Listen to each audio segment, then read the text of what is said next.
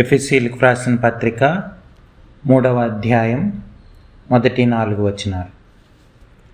ఈ హేతువు చేత అన్యజనులైన మీ నిమిత్తము క్రీస్తు యేసు యొక్క ఖైదీనైన పౌలను నేను ప్రార్థించుచున్నాను. మీ కొరకు నాకు అనుగ్రహింపబడిన దేవుని కృప విషయమైన ఏర్పాటును గూర్చి మీరు విని ఉన్నారు. ఎట్లనగా క్రీస్తు మర్మము దేవదర్శనము వలన నాకు తెలియపరచబడినదను సంగతిని గూర్చి మునుపు సంక్షేపముగా వ్రాసితిని. మీరు దానిని చదివిన ఎడల దానిని బట్టి ఆ క్రీస్తు మర్మమును గూర్చి నాకు కలిగిన జ్ఞానము గ్రహించుకొనగలరు. ప్రార్థన చేసుకుందాం. ప్రేమ కలిగిన మా పరలోకపు తండ్రి, మీ ఘనమైన అతి పరిశుద్ధమైన నామానికి వందనాలు ప్రభువా. ఉదయకాల సమయంలో మీ సన్నిధికి చేరి మిమ్మల్ని స్తుతించడానికి, ఆరాధించడానికి, వాక్యపు వెలుగులో మమ్మల్ని మేము పరిశీలించుకోవడానికి దయచేసిన మరొక గొప్ప అవకాశాన్ని బట్టి, పునరుద్ధాన దినాన్ని బట్టి మిమ్మల్ని స్తుతిస్తూ ఉన్నాం ప్రభు, ఆరాధిస్తూ ఉన్నాం.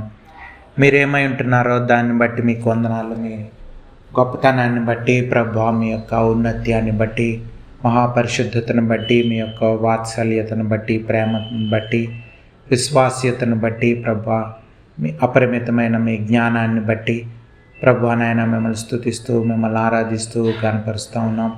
మీ యొక్క సార్వభౌమాధికారాన్ని బట్టి ప్రభు మీకు వందనాలు. ఈ యొక్క సమయంలో ప్రభు నాయన మాతో మాట్లాడమని ప్రాధేయపడతా ఉన్నాం తండ్రి. వాక్యం ధ్యానించిన ఏంటుండగా ప్రభు మీరు విని గ్రహించలా లోబడ్డానికి కృప చూపించండి. ప్రతి ఆటంకాన్ని, అంధకార శక్తిని లయపరచండి ప్రభు. గడిచిన కాలంలో అనేక సార్లు బలహీన పరిస్థితుల్లో ఉంటున్నప్పుడు ప్రభు వాక్యం ద్వారా మమ్మల్ని మాతో మాట్లాడారు, మమ్మల్ని ప్రభు ఆదరించారు ప్రభు నాయన. వాక్యం ద్వారా దర్శించారు. అందరిని బట్టి మిమ్మల్ని స్తుతిస్తూ మిమ్మల్ని ఆరాధిస్తూ ఉన్నాం. ఈ సమయంలో ప్రభు మాతో మాట్లాడమని ప్రాధేయపడతా ఉన్నాం తండ్రి. ప్రతి ఆటంకాన్ని, అంధకార శక్తిని లయపరచమని ప్రభు నాయన. మాలో ప్రతి ఒక్కరూ ప్రభు నాయన మీ యొక్క ఆశీర్వాదాలు పొందుకోవడానికి కృప చూపించమని, ఆత్మీయ మేలుతో వాక్యం విన్న ప్రతి ఒక్కరిని నింపమని ప్రాధేయపడుతూ, మీ జ్ఞానం ప్రభువనైనా ఆ ప్రభువనైనా అందులో ఉన్నటువంటి ఆత్మీయమైన ఐశ్వర్యాలు ప్రతి ఒక్కరికి దొరకడానికి కృప చూపించమని, ఘనత, మహిమ, ప్రభావాలు మీకే ఆరోపిస్తూ యేసు ప్రభు వారి పరిశుద్ధమైన నామంలో ప్రార్థన అడిగి వేడుకొంచున్నాం తండ్రి, ఆమేన్. ఒకసారి ఒక గాడిద అలాగ నడుచుకుంటూ అడవుల్లో వెళ్తుంటే ఎవరో హంటర్స్ పులిని చంపేసి ఆ స్కిన్ని అక్కడ ఆరబెట్టారంట, పైన చర్మాన్ని. అయితే గాడిద ఏం చేసిందంటే ఆ చర్మాన్ని పైన వేసుకుంది, అంటే పులిలాగా కనిపించడానికి. సో మిగతా జంతువులన్నీ భయపడుతూ దూరంగా వెళ్ళిపోతున్నాయి. సో ఇది బాగుందనిపించింది. కానీ ఒకరోజు తను మాట్లాడాల్సి వచ్చింది. చాలా రోజులు సైలెంట్గా గడిపింది. అప్పుడంతా భయపడతా ఉన్నాయి మిగతా జంతువులన్నీ. కానీ ఒకరోజు వాయిస్ వినేసరికి మిగతా అన్నిటికీ అర్థమైపోయింది. సో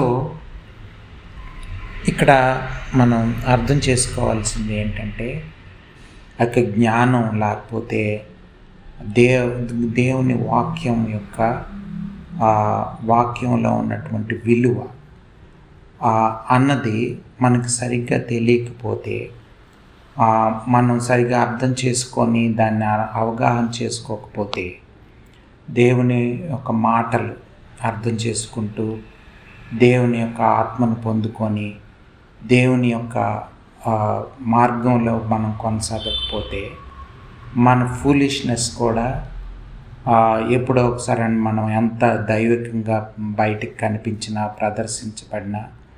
ప్రదర్శించుకోవడానికి ప్రయత్నించినా సరే మన ఫూలిష్నెస్ అన్నది, అంటే మన అవివేకం అన్నది బయటపడిపోద్ది. న్యాచురల్గా మనిషిలో పాప స్వభావం, లేకపోతే అవివేకం, అజ్ఞానం, అంధకారం ఇవన్నీ మనకి కనిపిస్తాయి. పాప స్వభావం కనిపిస్తుంది న్యాచురల్గా, సహజంగానే మనిషిలో. ఎందుకంటే దేవుని ఆజ్ఞకి లోబడకుండా, దేవుని మాటల్ని నమ్మకుండా సైతాను మాట నమ్మడం వలన వచ్చినటువంటి పర్యవసానం మనకు తెలుసు. సో ఆ స్వభావం అన్నది ఆ స్వభావంలో మనం బ్రతికినంతకాలం దేవుని యొక్క విలువ, దేవుని యొక్క రాజ్యం యొక్క విలువ, క్రైస్తవ జీవితం యొక్క విలువ మనకు అర్థం కాదు. సో ఇది చాలా ప్రాముఖ్యమైంది. దేనికి ఎంత వాల్యూ ఇవ్వాలి, ఏది ప్రాధాన్యం అన్నది అర్థం కాదు మనకి. ఒకసారి ఒక ఆమె పెయింటింగ్స్ వేసేదంట. ఆమె దగ్గరలో వాళ్ళ స్నేహితురాలు ఒక ఆమె ఉంటే ఆమెకి ఈ పెయింటింగ్స్ని ఆమెకి నచ్చి ఆమె కొనుక్కునేది. చాలా తక్కువకే కొనుక్కునేది. ఆమె అనుకునేది నేను ఎక్కువ డబ్బులు పెట్టుకుంటున్నానేమో అని ఆమె అనుకునేది. ఈమె ఎవరో ఒకళ్ళు కొంటున్నారు నా పెయింటింగ్స్ అని సంతృప్తి చెందేది. అయితే ఒకసారి ఆ పెయింటింగ్స్ ఒక అబ్బాయి వాళ్ళ ఇంటికి వచ్చినప్పుడు వాళ్ళు ఆ పెయింటింగ్స్ చూసి ఎవరు ఈ పెయింటింగ్స్ వేశారని కనుక్కొని, మీ పెయింటింగ్స్ ఎగ్జిబిషన్లో పెడితే చాలా ఎక్కువ డబ్బులు వస్తాయి, మీకు చాలా విలువకి వాళ్ళు పాడుతారు, పాట పాడి మీకు చాలా విలువ ఇస్తారు, చాలా బాగున్నాయి మీ పెయింటింగ్స్ అని. పెయింటింగ్స్తో ఆమెతో ఎగ్జిబిషన్ పెట్టినప్పుడు చాలా ఎక్కువ విలువకి అమ్ముడుపోయినాయి. కానీ అప్పటికి చాలా లేట్గా ఆమెకి తెలిసింది ఆ విషయం. మనం కూడా దేవుని వాక్యం యొక్క విలువ, దేవుని మాటల యొక్క విలువ, క్రైస్తవ జీవితం యొక్క విలువ మనకు అర్థం కాకపోతే, ఆ జ్ఞానం లేకపోతే చాలా చాలా కోల్పోతాం. అందుకనే ఆ జ్ఞానం మనకి తెలియకుండా చేసేస్తాడు సైతాను. సో మనం కూడా మన శరీరం, మన బలహీనతలు ఇవన్నీ కూడా దానికి సైతానికి తోడ్పడతాయి. దేవుని జీవితం యొక్క విలువ తెలియక మనం లోకంలో చాలా తాత్కాలికమైన ఆనందాలకి, లోకానుసారమైనటువంటి ధనానికి, వాటికి లోబడిపోవడం వలన మనకి దేవుని జ్ఞానం లేక అనేక మంది మనకి కనిపిస్తారు. మీరు చూడండి, హోషేయ గ్రంథంలో అదే మాట 4వ అధ్యాయం 6వ వచనంలో మనం చూస్తే, నా జనులు జ్ఞానము లేని వారై నశించుచున్నారు, నీవు జ్ఞానమును విసర్జించుచున్నావు గనుక నాకు యాజకుడు కాకుండా నేను నిన్ను విసర్జింతును. నీవు నీ దేవుని ధర్మశాస్త్రము మరచితివి గనుక నేనును నీ కుమారులను మరతును. చూడండి, ఇది చాలా దేవుడిస్తున్నటువంటి హెచ్చరిక. ఎవరైతే దేవుని వాక్యాన్ని, దేవుని మాటల్ని పంచుకునే వాళ్ళు ఉంటున్నారో అటువంటి వారికి, లేకపోతే యాజకులుగా ఉంటున్న వాళ్ళకి, పాస్టర్స్గా ఉంటున్న వాళ్ళకి, పెద్దలుగా ఉంటున్న వాళ్ళకి హెచ్చరిక. అలాగే విశ్వాసులుగా మనం కూడా నేర్చుకోవాలి. ఈ జ్ఞానం లేకపోతే మనం ఎవరైతే సరిగిన మార్గంలో మనల్ని నడిపించట్లేదో వాళ్ళు మనల్ని సరిగ్గా జ్ఞానంలో నడిపించట్లేదని మనకు అర్థం కాదు. సో మనకు కూడా జ్ఞానం అవసరం, దేవుడు అనుగ్రహించే జ్ఞానం. సో ఎవరైతే మార్గం అనేక మందికి దేవుని వైపు నడిపించే పాత్రలో పాస్టర్స్ లాగా, సేవకుల్లాగా ఎవరైతే ఉంటున్నారో వాళ్ళు దేవుని సేవకులు అనే వాళ్ళకి చాలా ప్రాముఖ్యమైంది దేవుని జ్ఞానాన్ని ముందు వాళ్ళు అభ్యసించి అర్థం చేసుకోవాలి. అది ఎలా తెలుస్తుందంటే, అఫ్కోర్స్ ఓన్లీ స్టడీ వల్లనే కాదు, మనం ఎంత ఆసక్తి చూపిస్తున్నాం అనే దాని మీద ఆధారపడి ఆ తర్వాత దాన్ని బట్టి దేవుని ఆశీర్వాదం మనకు దొరకడం వల్ల, దేవుడు రివీల్ చేస్తాడు. ఎవరైతే హంబుల్గా ఉన్నారో, ఎవరైతే తగ్గింపు మనసుతో వాళ్ళని తగ్గించుకొని దేవుణ్ణి హెచ్చించి దేవుని జ్ఞానాన్ని అర్థం చేసుకొని హంబుల్గా దేవుని సన్నిధిలో నేర్చుకొని అర్థం చేసుకొని వాటిని ప్రజలకి చెప్పాలని ఇష్టపడుతున్నారు, వాళ్ళకి దేవుని యొక్క ప్రత్యక్షత దొరుకుతుంది. అదే ఇక్కడ పౌలు భక్తుడు చెప్తున్నాడు. చూడండి, ఎఫ్సీలకు రాసిన పత్రిక మనం చదివిన భాగంలో మనం చూస్తే 3వ అధ్యాయం మనం చదివిన 4 వచనాలు, అన్యజనులైన మీ నిమిత్తం క్రీస్తు యేసు యొక్క ఖైదీనైన పౌలను నేను ప్రార్థించుచున్నాను, మీకోసం ప్రార్థన చేస్తున్నాను. మీరు కొరకు నాకు అనుగ్రహింపబడిన దేవుని కృప విషయమైన ఏర్పాటును గూర్చి మీరు విని ఉన్నారు. ఎట్లనగా క్రీస్తు మర్మము దేవదర్శనం వలన నాకు తెలియబరచబడినదను సంగతిని గూర్చి మునుపు సంక్షేపముగా వ్రాసితిని. మీరు దానిని చదివితే, పౌలు భక్తుడు రాసిన లెటర్, ఆ లెటర్ చదివితే అందులో ఆయన రాస్తున్నాడంటే దేవుని యొక్క ప్రత్యక్షత ఆయనకి ఎలాగ దొరికింది, ఆయన దేవుని కృప ఎలా పొందుకోగలిగాడు, ఇవన్నీ అవి చదివితే ఏమవుతుందంటే దేవుని యొక్క జ్ఞానం గ్రహించుకునే వాళ్ళం. అంటే యేసు ప్రభు వారి యొక్క జీవితం యొక్క మిస్టరీ, ఆ లైఫ్ యొక్క మిస్టరీ, ఆ సత్యం, అవన్నీ అది తెలిస్తే అప్పుడు మనకు ఆ ఇన్సైట్ అన్నది, ఆ విజ్డమ్ అన్నది మనకు తెలుస్తుంది. సో ఆ లోపల ఉన్నటువంటి ఆ డీప్ మీనింగ్ తెలుస్తుంది. అంటే దేవుడు పరిచినటువంటి ఆ అర్థం, ఆ జ్ఞానం, పౌలు భక్తునికి దొరికినటువంటి ఆ జ్ఞానాన్ని వాళ్ళతో పంచుకున్నప్పుడు, వాళ్ళు దాన్ని అర్థం చేసుకున్నప్పుడు, దేవుని మీద ఆధారపడి దాన్ని చదువుకున్నప్పుడు వాళ్ళకి అర్థమవుతుంది. అదే మనం వాక్యం చదివినప్పుడు, మనం దేవుని దగ్గర మనల్ని మనం తగ్గించుకున్నప్పుడు, ఎవరైతే విశ్వాసులుగా దేవుని సేవకులుగా ఉంటున్నారో వాళ్ళంతా క్రైస్తవులు అనేవాళ్ళు ముఖ్యంగా దేవుని వాక్యాన్ని అర్థం చేసుకొని మెడిటేట్ చేయాల్సిన అవసరం ఉంది. సో అందులో నిజంగా సంతోషించగలుగుతున్నావా? నార్మల్గా మనకి ఏవో టెంపరీ ప్లెజర్స్, వాటి వలన, అంటే తాత్కాలికమైన ఆనందాలు, సినిమాలు, లేకపోతే సీరియల్స్, లేకపోతే సోషల్ మీడియాలో వాటిలో ఇవన్నీ కూడా మనకు ఆనందం కలిగించే వాటిగా ఉంటాయి సహజంగా మానవులకి. కానీ గేమ్స్ ఆడుకోవడం, లేకపోతే రకరకాలుగా ఇవన్నీ కూడా మనిషికి ఆనందం తీసుకొచ్చేవిగా మనకు కనిపిస్తాయి. కానీ వీటన్నిటికన్నా దేవుని సన్నిధిని అనుభవించి దేవుని వాక్యాన్ని ధ్యానం చేయడంలో మనకి డిలైట్ ఉందా లేదా అని ఆలోచించుకోవాలి. అది మనం ప్రార్థనాపూర్వకంగా అది పొందుకోవాలి. కీర్తన గ్రంథం 1వ అధ్యాయంలో మనం చూస్తే దివారాత్రములు దాన్ని ధ్యానించేవాడు ధన్యుడు. సో అది చాలా ప్రాముఖ్యమైంది. అంటే అందులో ధర్మశాస్త్రాన్ని ధ్యానించడంలో, దేవుని వాక్యాన్ని ధ్యానించడంలో ఉన్న ఆనందం పొందగలిగే వాళ్ళే నిజమైనటువంటి క్రైస్తవులు. దేవుని వాక్యాన్ని అర్థం చేసుకొని ఆ ఇన్సైట్, ఆ ప్రత్యక్షత దొరికినప్పుడు వచ్చే ఆనందం, అది పొందుకోనేవాడు సైతాన్ ఏం చేస్తాడంటే, అందులో ఆనందం లేదు. ఈ తాత్కాలికమైనవి సినిమాల్లో, షికారుల్లో, లేకపోతే తిరగడంలో, లేకపోతే ఈ ప్లేసెస్ విజిట్ చేయడంలో, లేకపోతే రకరకాలుగా మెటీరియలిస్టిక్ థింగ్స్ కొనుక్కోవడంలో, లేకపోతే వాటిని పొందుకోవడంలో, లేకపోతే వాటి వల్ల ఈ లోకానుసారమైన జ్ఞానం పొందుకోవడంలో, వీటి వల్ల నీకు ఆనందం దొరుకుతుందని వాటి వెనక పరిగెత్తేటట్లు చేస్తాడు.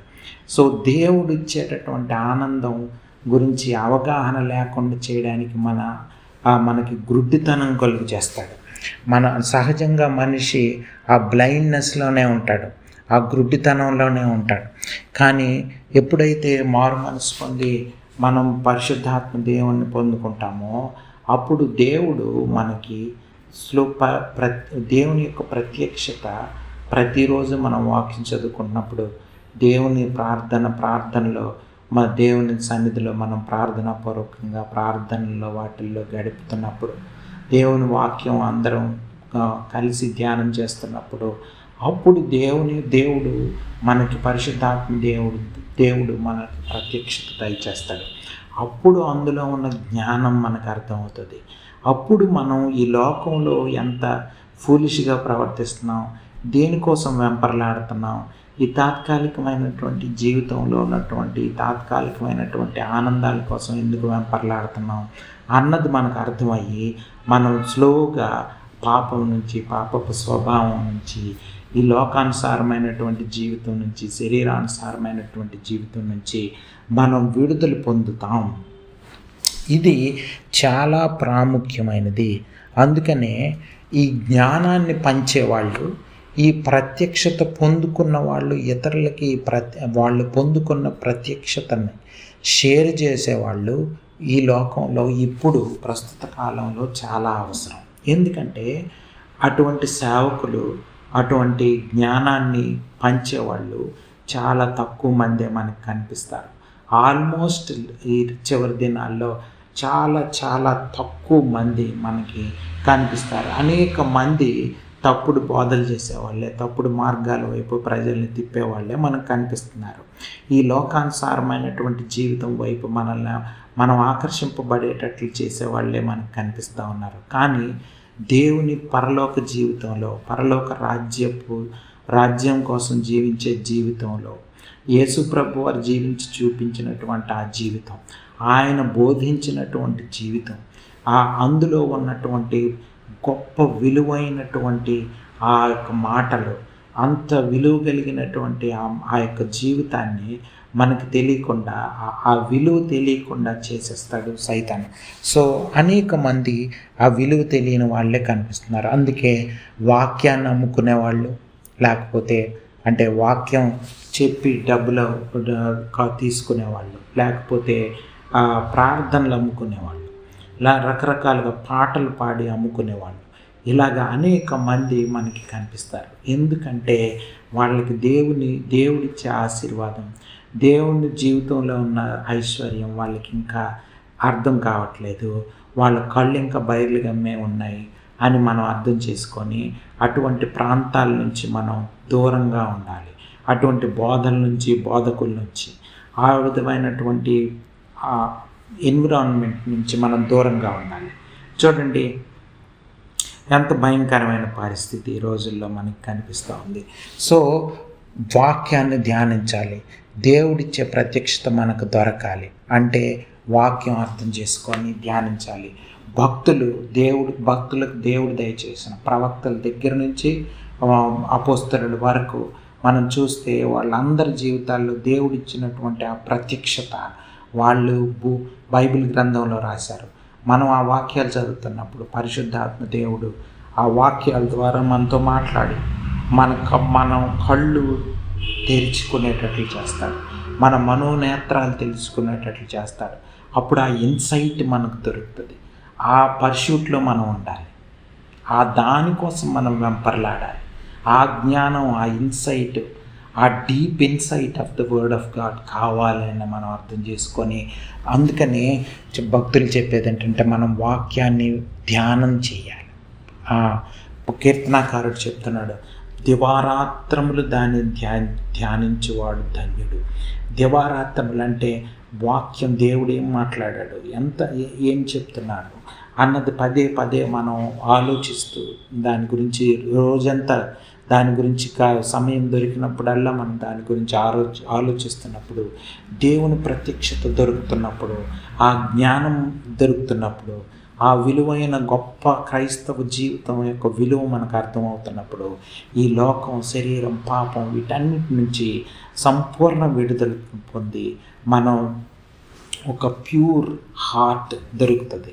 అందుకని మత్తయి సువార్తలో యేసు ప్రభు వారు ఏమన్నారంటే, మత్తయి 5:8 మనం చదివితే ప్యూర్ ఇన్ హార్ట్ అంటే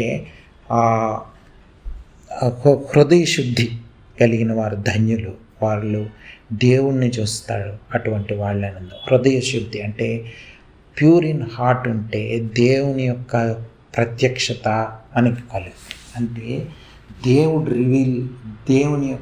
దేవుడు తను తాను రివీల్ చేసుకుంటాడు. ఎంత గొప్ప జీవితం క్రైస్తవ జీవితం అన్నది మనకు అర్థమవుతుంది. ఎంత గొప్ప మార్గం క్రైస్తవ మార్గం అని తెలుస్తుంది. అందుకనే యోహాను సువార్తలో మనం చూస్తే ఆ సత్యం మనల్ని విడుదల చేస్తుందనండి.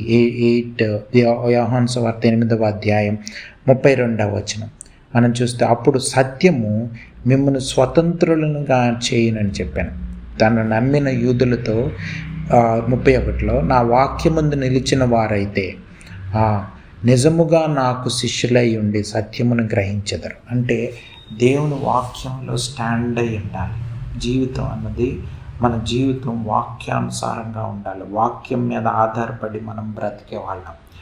అందుకని యేసు ప్రభు వారు లేకపోతే పాత నిబంధన గ్రంథంలో ఏమనుందంటే, మనిషి ఆహారం వల్ల మాత్రమే జీవించడు, కానీ దేవుని నోటి నుంచి వచ్చే ప్రతి మాట వల్ల, అంటే దేవుని వాక్యం అన్నది వాటి వలన అటువంటి నిజమైన జీవం దొరుకుతుంది. అందులో ఉంది జీవం, అందులో ఉంది లైఫ్. ఇటర్నల్ లైఫ్, నిత్య జీవం.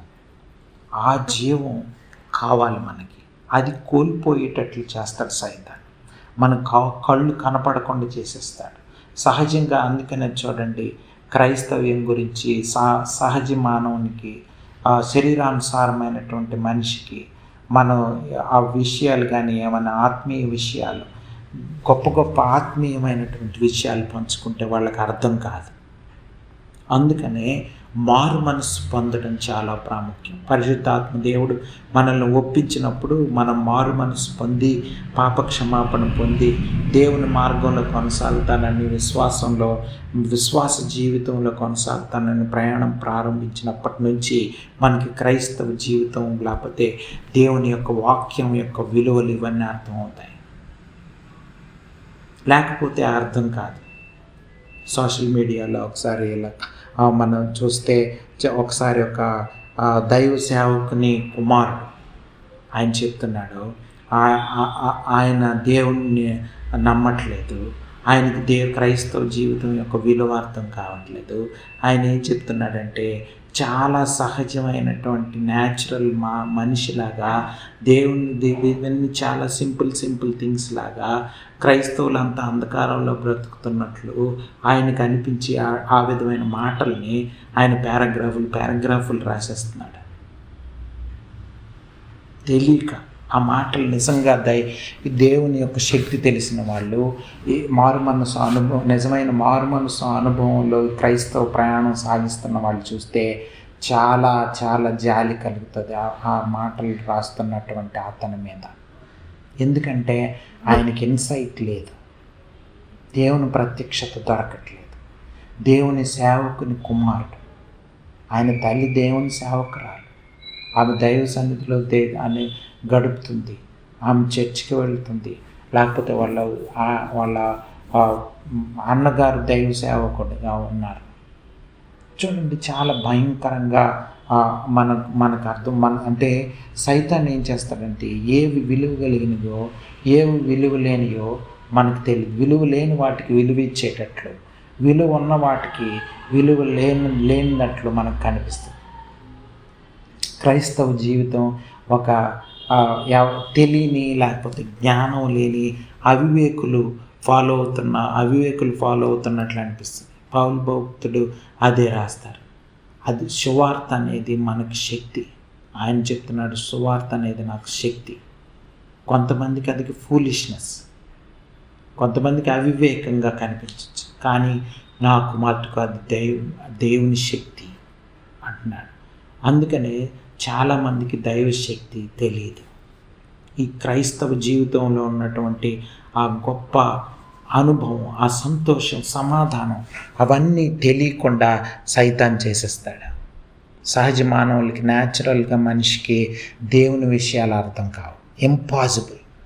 దేవుడు ఇంటర్వ్యూన్ అయితే తప్ప, మనం చదువుతున్నటువంటి వాక్యంలో దేవుని యొక్క ప్రత్యక్షత దొరికితే తప్ప మనకి ఆ వాక్యం యొక్క విలువల, వాక్యం యొక్క గొప్పతనం మనకు అర్థం కాదు. యేసు ప్రభు వారు జీవించి చూపించిన జీవితం అర్థం కాదు. ఆయన క్షమాగుణం, ఆయన ప్రేమ అవన్నీ అర్థం కాదు.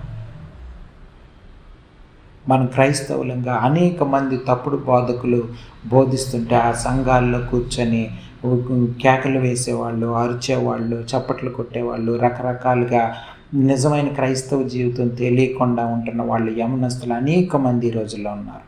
అనేక మంది యవనస్తుల్ని తప్పుదోవ పట్టించే సేవకులను పడేవాళ్ళు ఉన్నారు. ఇంత భయంకరమైన పరిస్థితుల్లో మనం ఉన్నాం చివరి దినాల్లో. కాబట్టి మనం ఆ జ్ఞానం కావాలని దానికోసం మనం వెంపర్లాడాలి. దానికోసం దేవుని దగ్గర గోజాడాలి, దేవుని దగ్గర ప్రార్థన చేయాలి. ఆ జ్ఞానం నాకు కావాలని దేవుడిని అడగాలి. అప్పుడు దేవుడు ఇంకా తాను ప్రత్యక్షత మనకు దయచేయడం ద్వారా మనం నిజమైన సంతోషం, సమాధానం అర్థం చేసుకొని దేనికి విలువ ఇవ్వాలో, ఏ జీవితం విలువైనదని మనం అర్థం చేసుకొని ఆ విధమైనటువంటి మనం జీవితం కోసం మనం పోరాడతాం. మన జీవితం ఆ విధంగా కొనసాగిస్తాం. అర్థం చేసుకుందాం. అటువంటి జ్ఞానం మనకు కావాలి. ప్రార్థన చేసుకోవాలి. యాకోబు పత్రికలో ఉంటుంది, ఎవరికైనా జ్ఞానం కొదువుగా ఉంటే దేవుణ్ణి అడగాలని. అందరికీ జ్ఞానం కొదువే, కాకపోతే చాలామందికి తెలియదు జ్ఞానం కొదువుగా ఉందని. తెలుసుకుంటే దేవుని దగ్గర అడుగుతాం. జ్ఞానం కొదువుగా ఉందని అర్థం చేసుకోవాల్సిన అవసరం ఉంది. ఈ రోజుల్లో అనేక మందికి జ్ఞానం లేక ఉన్నారు. మనం క్రైస్తవులు. సో అది మనం అర్థం చేసుకొని మనం నిజమైన క్రైస్తవ జీవితాన్ని జీవించడానికి దేవుని యొక్క ప్రత్యక్షత మనందరికి కావాలని ప్రార్థన చేసుకుందాం. ప్రేమ కలిగిన మా పరలోకపు తండ్రి, మీ ఘనమైన అతి పరిశుద్ధమైన నామానికి వందనాలు ప్రభువా. ఉదయకాల సమయంలో ప్రభువా నాయన మాతో మాట్లాడారని బట్టి మీకు వందనాలు, స్తోత్రాలు ప్రభువా నాయన. మిమ్మల్ని స్తుతిస్తూ ఆరాధిస్తూ ఉన్నాం. వాక్యాన్ని రెగ్యులర్గా ప్రతిరోజు చదువుకునే వాళ్ళంగా దివారాత్రములు దాన్ని ధ్యానించే వారిగా మేము ఉండడానికి కృప చూపించమని ప్రార్థన చేస్తూ ఉన్నాం. పౌలు భక్తుడు మొదటి శతాబ్దంలోనే తప్పుడు బాధకుల నుంచి వాళ్ళని విడిపించడానికి అటువంటి జ్ఞానం కావాలని వాళ్ళ కోసం ప్రార్థన చేస్తున్నాడు.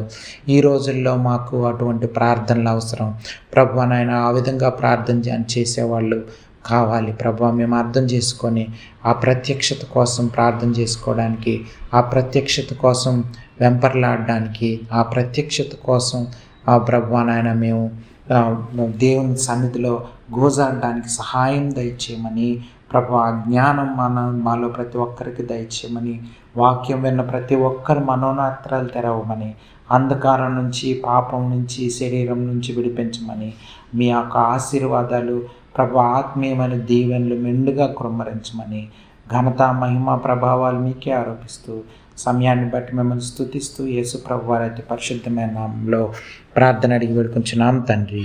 ఆమెన్.